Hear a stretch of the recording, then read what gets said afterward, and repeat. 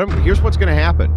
Every study you fuckers cite, you dishonest fucking leftist scumbag site, I'm going to pull it up and I'm going to go through and I'm going to look for these names. And if those names aren't there, they're not cited in there, I'm going to know that you're a bunch of gutless fucking liars, didn't read your own shit, because that's what always happens, right? Every single time.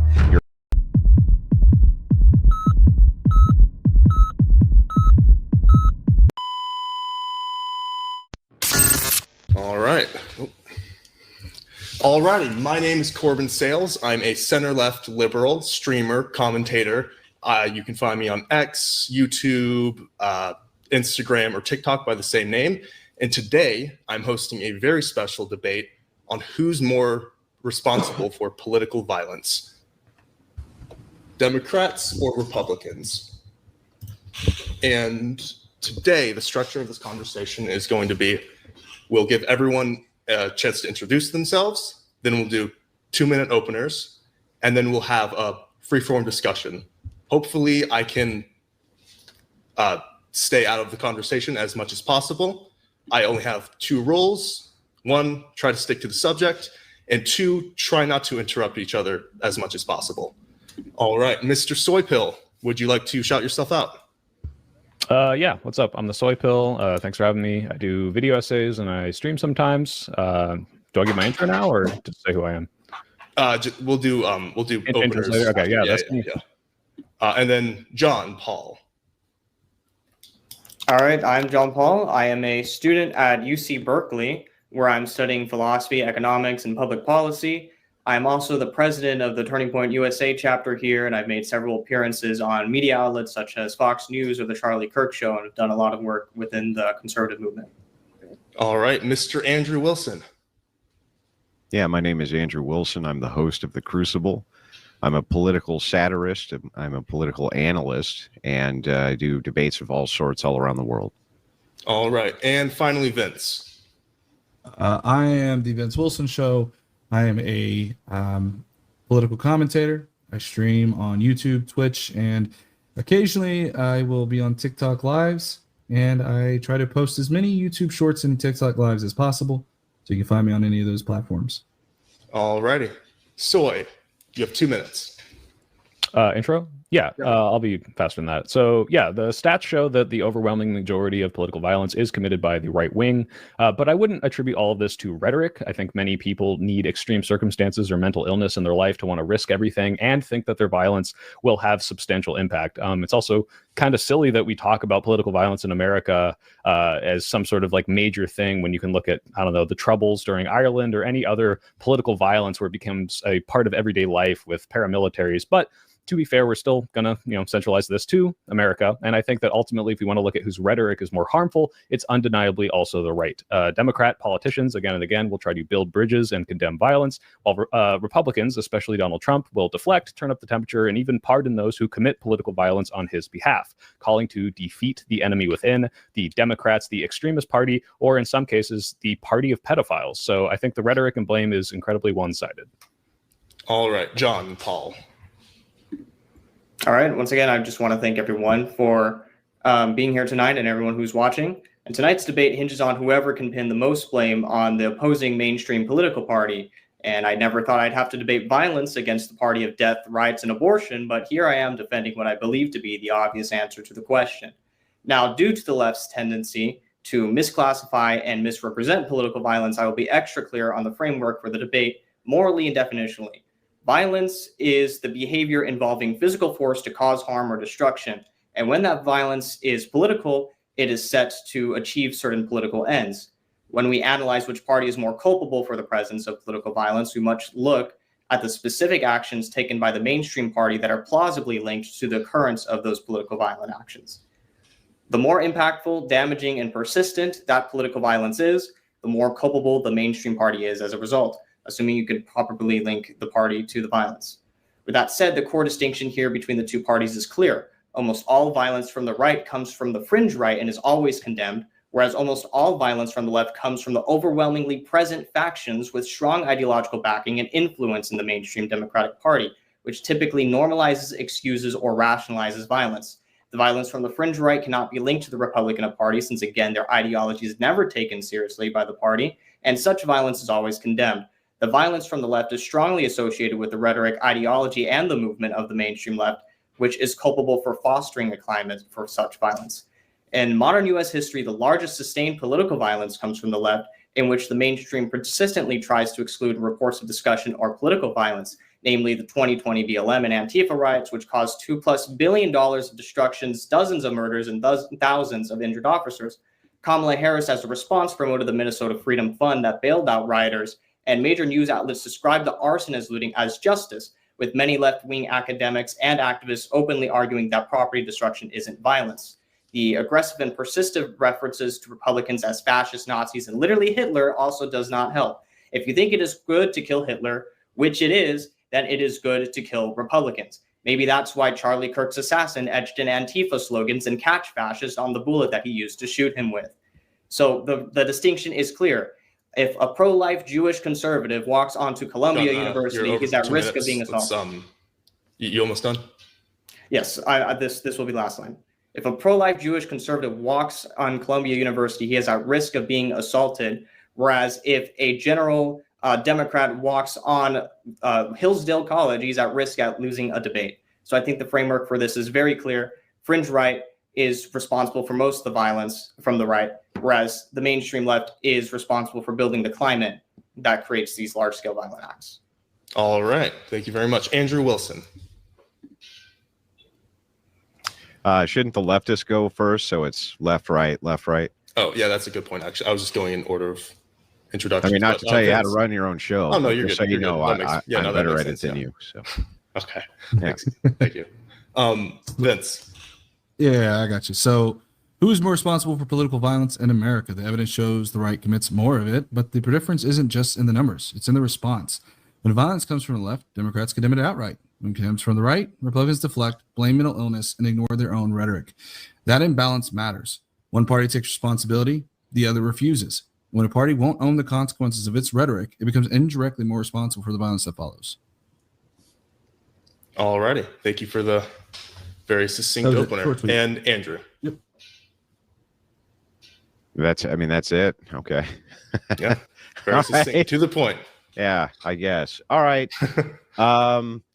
So all of the claims from our opponents are going to hinge on studies that I guarantee you none of them have read. The soy pill likely will actually tell you the truth about that. He's pretty good about that. He'll probably actually tell you, you know what? I didn't actually read any of these.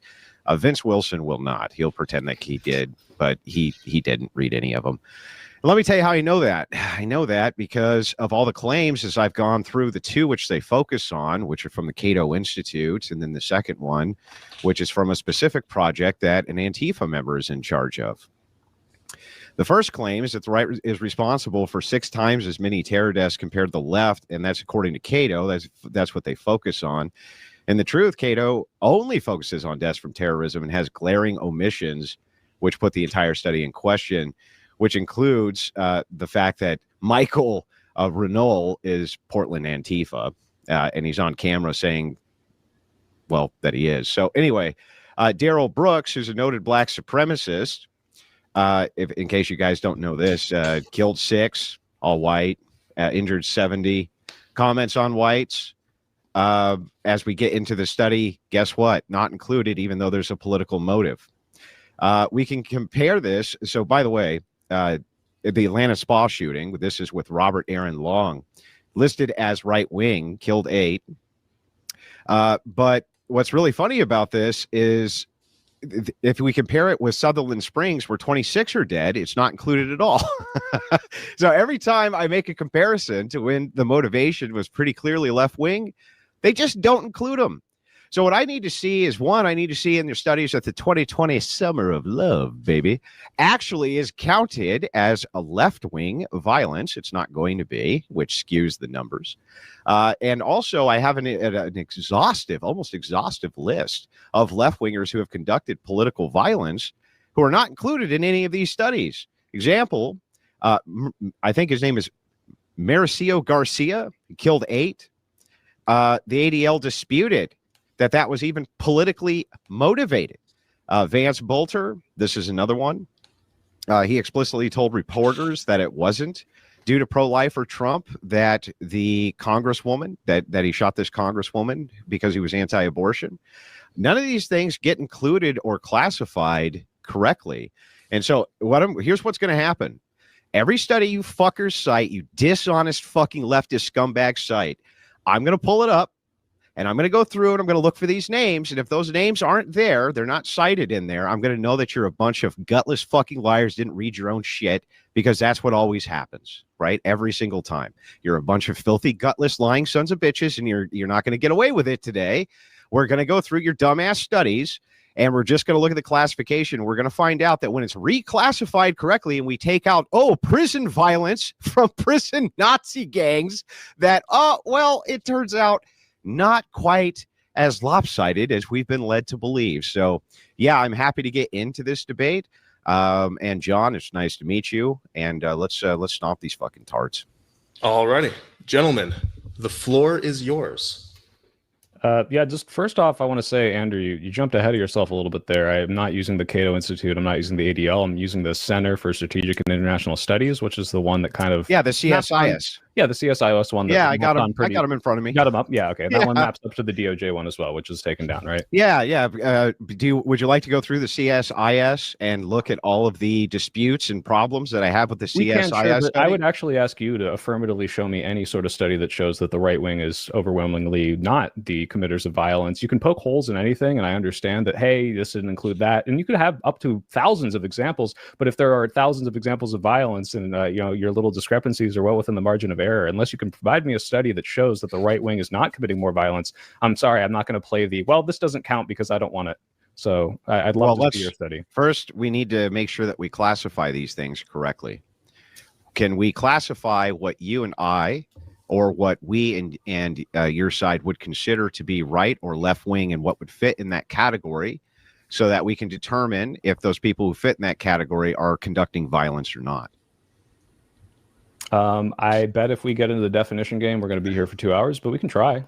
Well, I mean, I think it's pretty important that we understand that if there's people here who are being included who you don't even consider left wing or right wing, that they probably shouldn't be included to begin with, right? Yeah, and by the way, a couple of the examples you brought up. Hang on. Let me finish. Almost done. I'll toss it back over.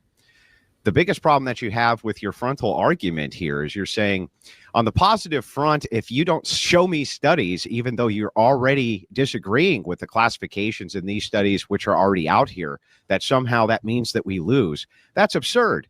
I'm disagreeing with these classifications to begin with.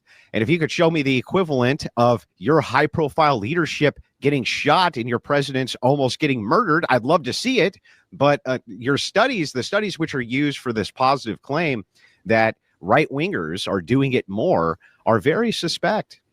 Right. I'm not saying that if you can't give me a study that shows that left wingers do it more, that you lose the debate. I'm saying that I have a classification that I mostly agree with that's used here. And if you have a different classification, or if you heavily disagree with this classification, I would love to see some evidence that uses your classification and also shows that left wingers do it more. For example, if you were able to take the numbers out of this study and say, well, actually, I classify this differently, we can compare those two numbers, and then ultimately, drop a new graph, sure, I could use that. That would be fine. But otherwise, I don't think there's a point in going through and saying, well, I have a minutia of problems with this classification. Therefore, especially when in my intro, I said specifically, if we want to get into the rhetoric and what is actually causing it, I think that's much more important, but we could do either one. Well, the first thing that we would need to do is create these classifications to make these determinations, to make sure you even agree with them yourselves. Why is that so important? Because if your fucking assholes are going to be running around telling people that the right is committing much more political violence than the left, and then banking on studies as the thing which proves this for you, then you're going to need to demonstrate that first and foremost. I think you ought to demonstrate how Darrell Brooks, who killed Sticks, was it was a politically motivated attack. Can you elaborate that for me, Andrew? What's that? Can you elaborate how Darrell Brooks, who killed Six, was a politically motivated attack? You mentioned him in your opening. Oh no, I was making a comparison about how they don't make these classifications correctly by their own rules in that particular study. I'd have to bring both those studies up for the comparison, but that was the point I was making. So Darrell Brooks' example is you just don't know nothing about that case then, right? Can you repeat back what I just said? please. I want you to answer mine. You clearly. Yeah, I do know, not but I need you to anything. repeat back what I just I said want you so that to- I know that you know what I just said. You were What did I saying just and say? You were trying to mention in your opening how these are glaring contradictions, but the No, problem I didn't say is that they're contradictions. You're a fucking idiot. And- What I said was that if you make Go a ahead. comparison, this thing over here is left-wing violence. This other thing that's exactly like left-wing violence is not left-wing violence. It's omitted, right? Mhm. Then what I'm asking is that if we're going to make these types of comparisons, let's create a classification for what we consider left-wing to be, what left-wing violence is, and then see if I can go through an extensive list of left-wing violence and make sure that these things were actually included, because if not, we have glaring omissions. Do you agree? Okay, and you mentioned Daryl Brooks. Yes, How it's a is that comparison. an It's exa- a how it- is Daryl Brooks? Hold on, no, Andrew, answer my question. You mentioned it. How is that an example of left-wing extremism? Please elaborate. I I'm wasn't curious. saying that it was. I was You making a did, you comparison that we can bring up all of these different names so that we can make a determination on if they are actually included as being left-wing violence, not left-wing violence, right-wing violence, not right-wing violence. And you use Daryl Brooks. So answer the question then. What's the question? Why did you use Daryl Brooks as a form of left-wing extremism? Elaborate on the case. Tell me about the case. I didn't, you stupid fuck. did. I didn't. Yes, you did. You did. Okay, fine. You quite Then I clearly guess did. I'll clarify as much as I possibly can, since you have the IQ of the room that you're in. Very clearly, what I'm trying to do is establish a comparison contrast. Left wing versus right wing. And if we agree thing, left wing or right wing, and then we can determine if they in study or not in study. That's it. Did you or did you not use Daryl Brooks as an example of left-wing extremism? No, I don't think I did. I think I was making an example We're of just- comparisons. Go ahead. Go ahead. We'll continue because But it's in any fine. case, I just clarified it 15 fucking times. If that's what you heard, then that's not And I definitely just not what I proved that- meant. I just So proved who that you did cares? not do any basic research on what the Daryl Brooks case was about. So I'm glad. We'll continue. Go ahead. What does this Well, have to do fundamentally- with anything? In fact, even better, let's say I'm completely ignorant on all of these cases. Then I guess going through each of them and determining whether or not they're left or right wing violence would behoove both of us, wouldn't it? I think that we should stay focused on less about these definitions, which we can get into, but it's just gonna be a semantical. What argument. is more I think we should fucking stick to. This is this is a semantical. This entire argument is semantics. Left wing versus right wing violence is completely 100% semantics. What else is it? What else is it besides semantics, bro? Vince, So- the issue is that we're not going to, that we're talking about the semantics because the studies are primarily focused on classification. They're not going to include the 2020 BLM and Antifa riots because property destruction, for some reason, lighting a building on fire is not political violence. But when a white supremacist who became a white supremacist in prison to survive commits assault on another prisoner, somehow that's that is political violence perpetuated by the right. And your burden is much, much more stronger than simply citing a number in a study. You can't just cite a number in a study, say, hey, look, this study based off of faulty classification shows that there's more political violence from the right. You can't just do that because you don't know the proper classifications of things. And when you do adjust for the classifications of things, you understand where the largest scale scope of political violence has occurred, which side it is from.